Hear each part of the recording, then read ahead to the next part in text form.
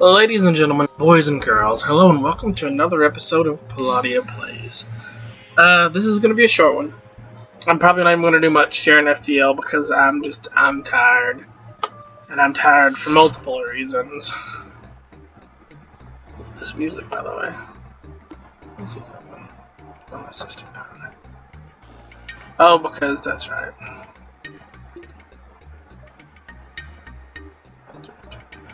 Anyway, for one, I'm not sleeping well. I'm only getting a couple hours a night, and then I'm waking up and I'm not able to go back to sleep. So that's how much I zoned out just then. And for another, I was working all day today. A close friend of ours owns a campground, and she's getting on up there in years. So she's not as physically capable of performing things as she used to be. So she asked for assistance, and that's saying a lot for this lady. She's usually very insistent on doing things herself. So when she does ask for help, you know she actually means it. This music is really rocking. Really enjoying it. Anyway, so this is gonna be different than that. This is not aimed at being entertaining in a funny sense. Just a story I want to share. But first, a few updates. Noir is now playing with me, and considering she has the sharpened claws of a hunter.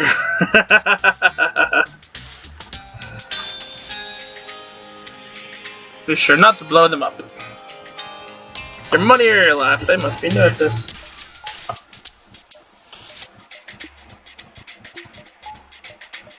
I actually have enough power. How did I manage that one? Oh, because I was going to do the charge. You know what? This works for now. Shields. Now I have to get more weapons for things that are resistant to shielding. Anyway, where was I? Sorry, because I'm really exhausted. I'm really sorry that I'm flagging this much. I thought those things ignored like a freaking everything. Everyone back to your posts. What are you doing, you fools? But, yeah, Novar's doing good. She's playful now. And she has the sharpened claws of a hunter. Which is Jason code for saying you guys have heard my name at least once before, so that's nothing new. That she has made me bleed a couple of times, which is fine. She's absolutely adorable doing it. I went out and I sat with her after I finally got back. And she forced me to stay with her for about 45 minutes, and she put her head on my lap, and it was absolutely adorable. I might die here. If I do, I'll just restart. I'm not super concerned. I'm having... Why? Oh. Whoa, why? Why? That's why.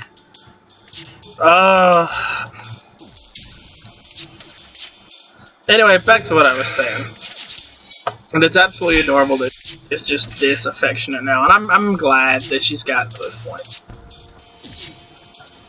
Am I firing anything else, or am I just... I've got 3 layers of shields, but the one thing just ignores shields, so they're literally just tearing me apart with that by itself. I might be dead here. I've got... Oh, yeah, I'm dead. I got my shields. Oh, well, that sucks. It was a good run. Hangar. I'll go back to the hangar. Tough little ship. I want to go see what the one award I got was. But yeah, no, she's doing good. Jack's doing good. He's a little under the weather, but I think he might just be getting whatever disease is. Have 4 enemy systems or subsystems island at the same time while using the NG Cruiser. Really? How did I manage that one? Like, I don't even know. Anyway, excuse me, you've seen that shit before, so let's do something different. If I tried them, the Landis, by the way, is weird, and it's weird because you've got these guys. These guys are your main party members. You remember I said about that. And you've got a cloning bay too, so. But I mean, its basic abilities are alright. Crew takes half damage from low oxygen, which would be important with those guys. I can't check the P-Way out. I'm gonna do something different this time, I just don't know what. F-bomb, basic laser. Woo! Sorry. Wow, take no prisoners. Well, I could probably do that. Anyway, so the story. The Gila monster? Oh, I like that. I'm tempted to do it just because of the name. The story is this. Our friend there owns a campground. Like I said before. And a man, his wife, and their daughter used to go camping there on a regular basis. And it was the daughter's absolute favorite place because the place where they used to camp, it was this beautiful view of this waterfall cascading down the mountain. And there's a little rock wall behind it. And what happened was the girl had cancer, and she eventually passed away from it. So the man came to the proprietor of the campground and asked if they could honor her last wishes by spreading her ashes there. And the owner of the campground said yes. So they spread her ashes around the waterfall area, and that's technically where she's buried. And there have been a few other people that do it since then. But I mean, and that's already, I think, fairly beautiful in itself. And it's also, I think, important to note that the owner of the campground has not opened up that campsite ever since. You can picnic there, but you can't actually rent it out to stay the night anymore in honor of the ashes that have been spread there. But the most interesting thing about this, in my opinion, not the most interesting, but very interesting about it, is there's a plaque there, and I love this plaque. I'm so tired, I hope I don't mess up what the plaque says. But on the plaque is written, "If love could have saved you, then you would have lived forever." And I think probably everyone who's listening to this has lost someone important in their life. Someone who meant a lot to them. And knows that feeling that if you could have loved someone to life, and I'm talking man or beast because I love animals myself, but people especially, that if you could have loved someone to life, you would have. Like in a heartbeat, you would have given everything in order to have them remain a part of your life. And I mean, maybe that's us being selfish creatures and wanting to have everything. But I think it's just that we get to the point where these people become a part of us. These animals too, become a part of us. They become ingrained in both your everyday life and your everyday thought processes. And so when they're not there anymore, you just have this hole. You've got this vacant void that you can't fill. Because that area was reserved for them. It was their place in your heart. And so that's why I absolutely love this plaque, because it says so much to me. But the last part of this story, and actually, this part is pretty cool. I mean, I'll get to it, but I finally got to see the plaque today, and I went to talk to the owner after I finished my work. And I said, I finally got to see the plaque. I said, I love that. It's beautiful. I love that spot. It's beautiful. So she said, yeah, no, I love that plaque too. Do you know who put it there? And I said, no. Do you? And she said, no. She said, it just appeared one day, and I don't know who put it. I didn't see anyone put it there. But one day I walked back there, and it was just there.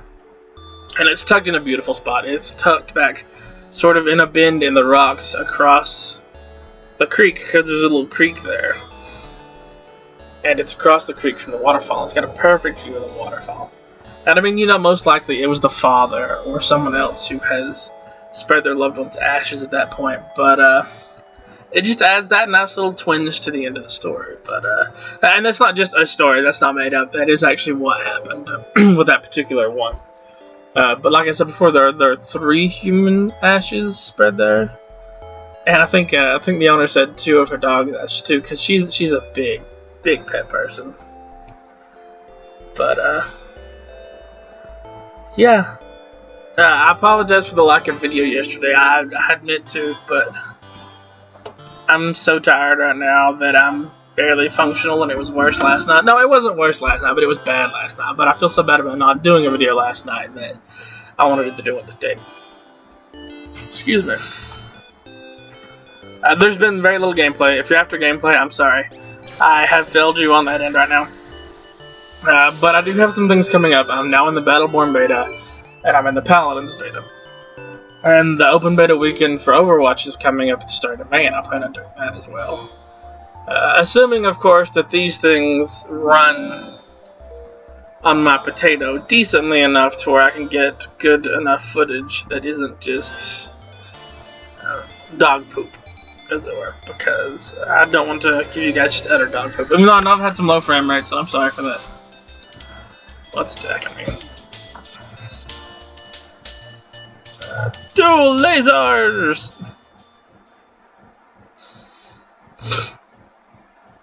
I don't have enough for that. Alright, well. Wow, I have that little, holy mother. Why is this a thing? I don't have an, oh my god. Dual lasers the weapons. Breach the shields. Oh, I don't have shields. Breach the weapons. I have 15 missiles that I can use on this thing. Anyway, yeah, like I was saying, I've got those things planned for the future, like, probably tomorrow. What is tomorrow? Friday? Friday, I'll probably do a Silent Hill tomorrow, along with a, oh, dual lasers, that's nice. Dual lasers too are better, but I'll take this. I thought they didn't have shields. Breach. Bust their shields. But, I'm just gonna knock that offline.